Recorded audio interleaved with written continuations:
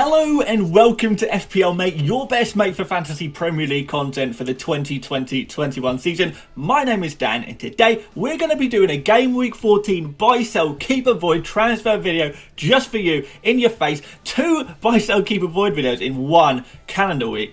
It's crazy. We're all over this right now, guys. We've got the new game week starting this weekend. This one is probably finished by the time you've watched this video, which is absolutely cool. So a couple of this, I'm hoping none of this will be outdated. I think we should be good. I've been careful not to talk too much about players in these final 2 games. But yeah, let's get on with this. If you guys like this video, please do make sure you give a big thumbs up on the video. That would be really, really appreciated. And yeah, without further ado, let's have a look at how this series, I guess, works.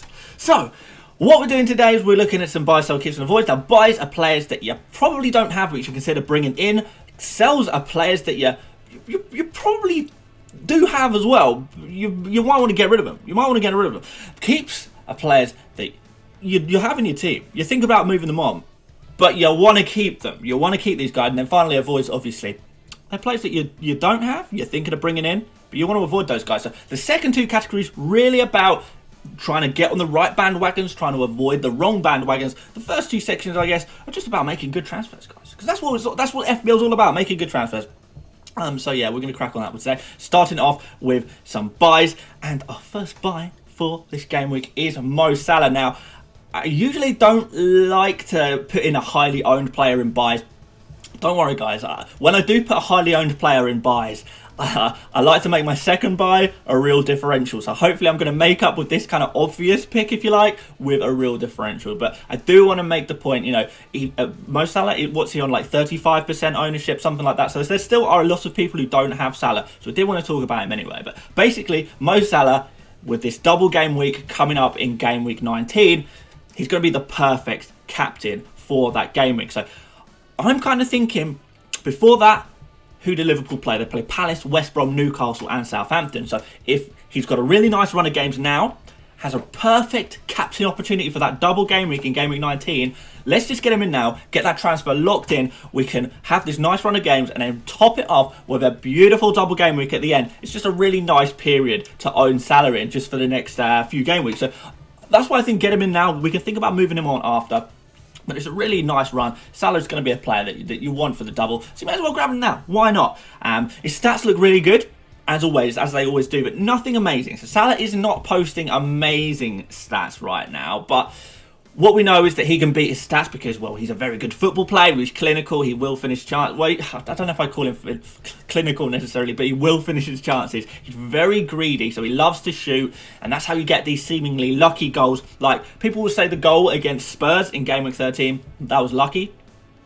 Is it? The fact is that if you're taking all of these half chances, you're shooting a lot, rather than passing the ball, rather than giving it up. Occasionally, if you're just taking loads of shots, the ball will find its way to the back of the net. That's what happens when you take a lot of shots. So you can call it lucky, but what Salah really does is he maximises his potential to get that luck by just trying it on, just giving it a go and actually trying it. He's on penalties, obviously, as well, which is really important this year. So you can get lucky goals that way, I suppose, as well. But anyway, stats-wise, past 5 games, 13 shots, 9 on target, 8 in the box, 3 big chances, pretty good, 2.94 expected goals, 6 key passes, 1 big chance creative, and 0.97 expected goals. So pretty good, pretty consistent. You know, it's nothing like mind-blowing. It's in terms of who's posting the best stats in the league. Salah probably sits about, I don't know, 15th to 20th best in the league, something like that. So yeah, he's good, but he's not posting amazing stats.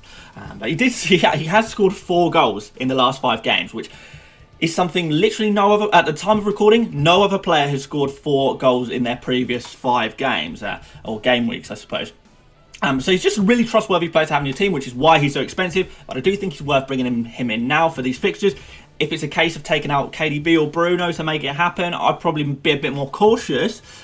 KDB and Bruno, they're posting really nice stats, and they do have some really nice fixtures as well. I know KDB disappointed in Game Week 13, but when Aguero's properly back, Mahrez, you know, he comes back into the side, I think that will improve KDB a lot. So have a think. So I'm not too sure I'd take out KDB and Bruno for Salah, but Salah's going to be a really good player to have. So if you can find a way to get him into your team, I would definitely consider doing it now. Get him in, get him ready for this nice run, double game week at the end. Beautiful, beautiful stuff. So, my next buy, I promise you a differential, Ivan Cavaleiro. There he is. An insane 0.2% ownership. That is, I think that's lower than any player that I've put in this video series so far. I don't think I've gone lower than 0.2% owned.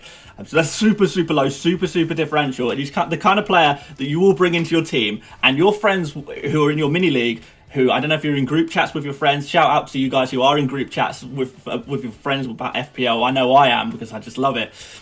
And, you know, they'll say to you, why on earth have you brought in Ivan Cavaleiro? That's so random, that's so random. But if he scores points, they're going to be turning around and saying, wow, you're an FPL genius for putting this guy in. But let me just read you some stats. You're going to like these. You're going to be impressed. Over the past 5 game weeks, honestly, Cavaleiro is going to surprise you. So tell me what you think about this. 14 shots, 9 in the box, 9 on target, an insane 5 big chances. So 1 big chance per game. 3.54 expected goals. 5 key passes, 1 big chance created, and 0.96 expected assists as well. The reason why he's been able to post these amazing stats, despite the fact he's a 5.3 million midfielder, is because he's playing out of position as a central striker in an improving Fulham team. Now, obviously, he's massively underperforming his stats. I can't lie to you there. But does that make him a bad player? Or is it because he's a bad player, I guess? I don't want to call it on that, but I do think maybe it's a sign that if he keeps getting these chances, hopefully he's going to get a little bit more lucky and he's going to put some of these away. Now, to be fair, he's also faced some pretty tough goalkeepers over the last few game weeks, and that is pretty important. I think he's played Aston, Edison. It's been kind of tough for him, and then there's this other factor. He's on penalties now. So he's going to be the guy on penalties now. The Fulham penalty taker has switched a little bit over the season, but it looks like it's going to be Cavaleiro now. So, yeah, pure bliss. You can cover 1/20th of the penalty takers of the league. He's also blanked 3 times in a row, which we know that's probably why not a lot of people are looking at him. But don't let that put you off. Like I said, he's been facing some tough goalkeepers. Man City, Liverpool and Brighton in the past 3. Those are really tough fixtures for an attacker. Now, Brighton, you probably won't believe me, but other than Leicester, that game against Leicester, that brief moment, I guess first half against Leicester, people can't really score many goals against Brighton, and you can go look this up yourself. No one's scoring against Brighton. They're scoring like 1 goal, 2 at a push against Brighton, and not really much more than that. So it is a tough game for an attacker. But Fulham do seem to be improving. They have Newcastle next, who just shipped 5 goals to Leeds, remember. Then Southampton, Spurs, Burnley. Then after game week 18, where they blank, they have a double game week. Now, admittedly, these fixtures are against Chelsea and United in this double. So it's not an amazing double game week. But assuming he plays both games, you've got a really cheap player here. Guaranteed 4 points minimum. He's going to be so cheap that you can just rotate him as much as you want. If you don't fancy playing him in certain games, you can just rotate him out, swap him for another one of your players, because he really is that cheap. If you want to use a bench boost, I know a lot of you guys are considering using your bench boost in double game week 19.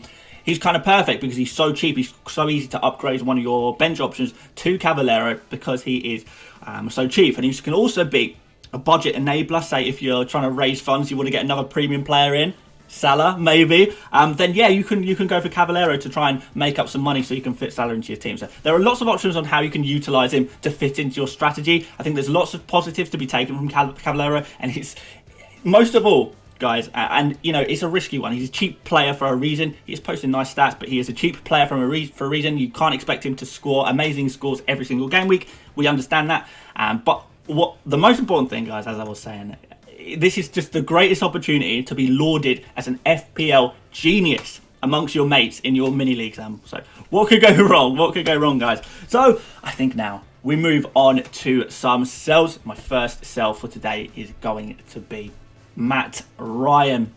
Now, usually I wouldn't recommend transferring out a goalkeeper. I'm pretty consistent with that. Try not to waste transfers on goalkeepers unless they're injured. But Matt Ryan is kind of a special case. So the Brighton manager, Graham Potter, he's literally told us that Ryan has lost his place in the team. You can look at this fixture that Ryan's got against Sheffield United all you like, But Ryan's not playing in it. It ain't happening. He's out of the team, gone, finito. It looks like this young Robert Sanchez guy, he's going to be the first choice goalkeeper now. And I have to admit to you guys, before this season, I'd never even heard of him. I have to tell the truth. But he's really impressed. It looks like he's kind of earned himself a place in the starting 11 for that Brighton team ahead of Ryan. So fair play to the lad. Now, I wouldn't recommend going for Sanchez as a Ryan replacement. Because the reason is because although... like I do keep saying, Brighton are pretty good defensively and don't concede a lot of goals. It does seem that they kind of concede 1 goal per game, and that's no use if we want clean sheets, is it? And they don't even concede a lot of shots, so teams can't really get many shots off against Brighton. So that means you're losing out on potential save points as well, because if the other team aren't shooting, you don't have an opportunity to save those shots. So basically, bad team to own a keeper from. So another reason to ship Ryan, and hopefully getting Ryan out your team, not only have you been forced into doing it now, this is going to pick you up some nice points, or at least some more points that you have had before. So you do need to if you do need to field a keeper during blank game week 18, you could maybe go for Emi Martinez. He's a really good option indeed. But if you want to focus your efforts on the double game week 19, perhaps, maybe take a look at Meslier at Leeds, or even better, McCarthy at Southampton if you don't already have a Southampton defender. Of course, Nick Pope seems to be improving massively as well. So maybe you could go for him, because the Burnley defence does seem to be improving it. And maybe Nick Pope, I know he's a little bit more expensive, could be an interesting opportunity for you guys to go for him, where a lot of us other guys will not be making a transfer on our goalkeepers. So have a think about it, guys. Have a think about it. So my next sell is Kyle Walker. Now, what can I say?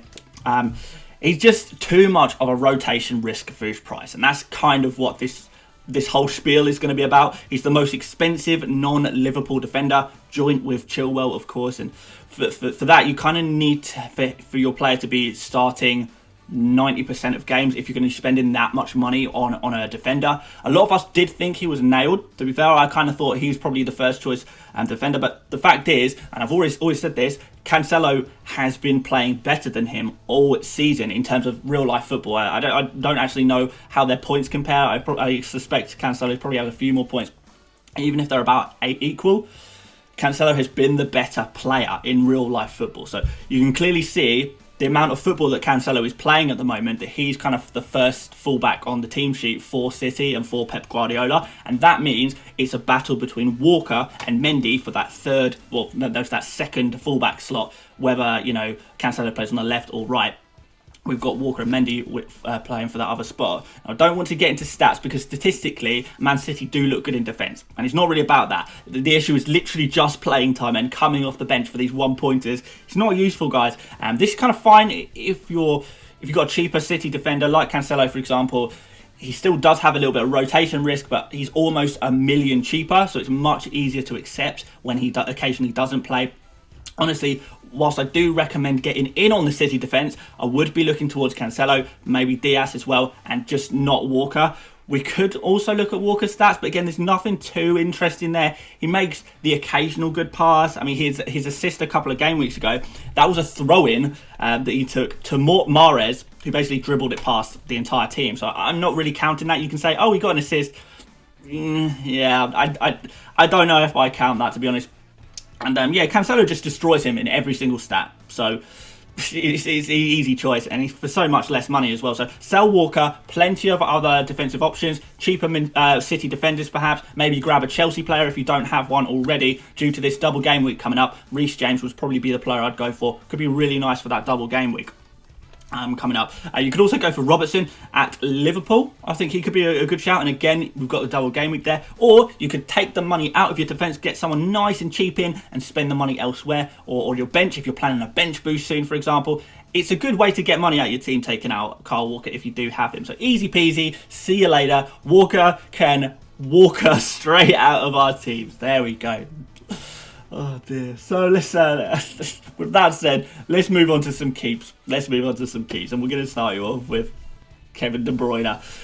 So Kevin De Bruyne, he seems to be the knee-jerk sell of the week, I guess. Obviously, he blanked against United, and then he somehow blanked against West Brom. So 2 blanks in a row. I can see why people would get a little bit frustrated about that. I know how you guys feel about dirty blankers. We don't like dirty blankers, do we? So you might be thinking, okay, I'll get rid of him out of my team. But let's not forget that the 2 weeks before these two blanks, De Bruyne got 14 points and 10 points, which is absolutely lovely, isn't it? Even in that West Brom game, he didn't get a single return, and yet he got 2 bonus points. Hopefully that gives an idea of how well he played and how unlucky he was not to get more substantial points. But let me tell you De Bruyne's stats from that game anyway. So 4 shots, 2 in the box, 2 on target, 5 key passes, 2 big chances created, 0.34 expected goals, which is okay, but 1.01 expected assists, which is a stat he usually overperforms due to his quality. Do those sound like the stats of a player you want to remove? Probably not. Unfortunately, his teammates did let him down a little bit, De Bruyne. And Johnston, the West Brom goalkeeper, pulled off some insane saves as well. So, and on another day, De Bruyne hauls in that game. And like I said earlier, when Mahrez plays, when Aguero comes back properly, this is going to make De Bruyne a much better option. Past 5 game weeks, no one's posting better stats than KDB, and I mean that very, very literally. He has the best underlying stats of any football player in the Premier League right now in terms of the stuff we look out for in FPL. So nobody is shooting as much as De Bruyne. Nobody is being as creative as De Bruyne. He's number one. He's the number one player. So what I'm saying, guys, is please be patient. I know it's frustrating when your big player's blank. He's gonna be getting back to some monster scores soon. You've got an insane FPL asset. Don't sell him. Keep him in your team, and trust me, you will have an advantage over the people who are getting impatient and are selling him. So trust me, guys, or try and trust me at least. I really do think he is worth keeping. But anyway, let's move on to the second keep. And the one that annoys me, but it's Jack Grealish again. Like, I can't believe he's one of those ones like Dominic Calvert-Lewin, Jack Grealish. These seem to be the 2 players that people, for some reason, are selling in their masses every game week. Well, maybe not masses, but a lot of people are selling these players. But Jack Grealish, I can't believe I'm actually having to sit here and try and convince you to keep him for the second week running. Like, the way I choose players for this section of the video is basically I look at the stats and see who is being sold by the most FPL managers. And once again, I've seen Grealish near to the top of the list, and I'm just thinking, why do people want to sell Grealish? Now, I'm recording this before Villa play, so I don't know if Grealish has blanked again. I don't know if he's hauled. I would imagine, even if he did blank, he probably looked pretty good. Because he always does look good. He always creates so many chances. He always takes a nice amount of shots. So, maybe when you've seen that game, whether you watched the highlights or, seen the scores, you might change your mind on this one. You might either say, I definitely want Grealish in my team now, or I definitely want to take him out. Even if he blanks, I would still say, you got to keep him. Because, he is still getting points. Even if he has blanked, he's still getting points, generally speaking. He's missed a game, obviously, and that doesn't really count as a blank. But other than that, game week 12 he blanked, but before that, really, really nice scores. He's got some really good fixtures coming up as well. So I've basically come to the conclusion that people must be sacrificing him to bring in another player, rather than selling him because they want to sell him. They've been sacrificing him for the benefit of bringing someone else in. And I would put money on the fact that a lot of these instances are probably people upgrading Grealish to Son, or selling Grealish to fund Son, something like that. And I say to that, not because Son is a bad player, because Grealish is pretty much matching Son for points, beating him for underlying stats. He's got 2, as Grealish this is, he's got 2 guaranteed double game weeks coming up at some point with 0 blanks. He's 2 million cheaper. Look, it really just shouldn't be one or the other. If you've got Grealish, find another way to get in Son. You can have both. Grealish is not super expensive. It's pretty possible to have both, and that's kind of the point I'm trying to make. Grealish is not a player that you want to be sacrificing in your FPL teams. I think there's room to sacrifice other players, like for example, if you take 2 million out of Walker, downgrade him to someone 2 million cheaper. I would much rather do that than downgrade Grealish for him, someone 2 million cheaper. Yes, that's kind of what I'm saying there, guys. But we'll get on to the controversial ones. The avoid. What bandwagons am I recommending you're going to avoid this game week? Always controversy, but we'll see what you think about these guys. We'll see what you think. So we're going to start off with Pedro Neto, the knee jerk of the week, the number 1 transfer transferred player in. 9 points against Chelsea. Wow, I must have him. 9 points against Chelsea. Nobody's really talking about the two back-to-back 2-pointers that you got in the game weeks before that. But, you know, I do get it. For 5.8 million, you're not going to be expecting big points every single game week. If you can get yourself a goal every other game, you're going to be pretty happy with that. And to be fair, Neto is posting some decent stats for his price, but he is overperforming, and I don't think he's a good enough or clinical enough player to sustain this overperformance. So don't hype him up too much. I do expect within the next couple of game weeks he's going to regress to the mean a little bit. But honestly, what I find crazy is that he is being transferred in like it's essential. Like, he's by far the most transferred player in this game week, and I don't want people to start thinking he is an essential player that you absolutely must bring into your team. I don't think he's an awful transfer. I don't think he's a terrible transfer. Like, he doesn't fit in with my strategy, but I don't think he's a terrible transfer. But the hype that is being generated around him right now, I think, is a little bit too much. I'm looking at his next run of fixtures and thinking, you know, really? Burnley away. Burnley's sort of vastly improved defensively. Pope is smashing it, so that game's realistically going to be a 0-0. You know, Wolves get one goal at most, and you're hoping that one goal is from Neto. After that, Spurs, that's not a good fixture to be playing. Manchester United away, not a good fixture. Brighton away then, again, not a good fixture. These are awful fixtures for Wolves. And then, well, particularly for Wolves attackers anyway. And then he's one of those players who doesn't have a double in game week 19. So if, like myself, you know, you're wanting to use a free hit in game week 18 and then go for, you know, pack your team with double playing players for game week 19, then he's not going to fit into that plan. So by the time his fixtures look nice again, and, you know, we're at game week 19, you're going to be wanting to transfer him out again and getting a player in who has got a double. So, you know, it's a very short-term option, and during that short term, his fixtures are really bad for attackers, at least. So for that reason, I did kind of just want to warn you guys about this potential trap. I think this one's kind of a case of people looking backwards and not forwards. I talk about that a lot, and, you know, not thinking of a plan, not thinking of the future. It's just pure knee-jerk trying to chase points that have already happened. Now, maybe people just needed a Jota replacement and just picked the most popular transfer, picked up random. I don't know. Midfielders are just super important right now. Spend a little bit more, maybe go for a Bowen or something if you want to target the double game weeks. You know, better fixtures in the medium term for Bowen, and, you know, he works really well with the double game week strategy as well. By the way, guys, the same applies to Podence as well. I know a lot of people are going for Podence. He's even worse of a choice than Neto, but he's not as popular as a transfer as Neto, so that's why I didn't want to talk about him, and I wanted to focus on Neto a little bit more. So yeah, I'm not saying he's a terrible transfer, but he's very short-sighted. It's looking behind you rather than in front of you, and it doesn't take into account game week 19 double game week strategy at all. So for that reason, I don't really like it. But we'll move on to something slightly different, and I think you might like this one a little bit more. So we're going to go to James Maddison. I'm guessing this basically the reason why a lot of people are bringing in James Maddison is kind of off the hype of his 16-pointer against Brighton. And to be fair, he did do really well in that game, but he's kind of just the biggest troll in FPL. You know, when you look for his scores, he scored more than 4 points this season on only 2 occasions in 13 game weeks. Only 2 times has he scored more than 4 points. If you go back and look at his game week scores, it goes 1, 1, 10 out of nowhere, back to 0, then another 1. So off to a great start here, guys. Like 3 1s, a 0 and a 10. That's the biggest troll ever. And then 2, 4, 3, 2, 2, 4, 16, and then 2 again. So once in a blue moon, he'll pull out this worldy score, trick you into buying him, and then goes back to blanking for 2 months straight. And that's pretty much reflected in these underlying stats as well. That one game against Brighton, he posted some really nice stats.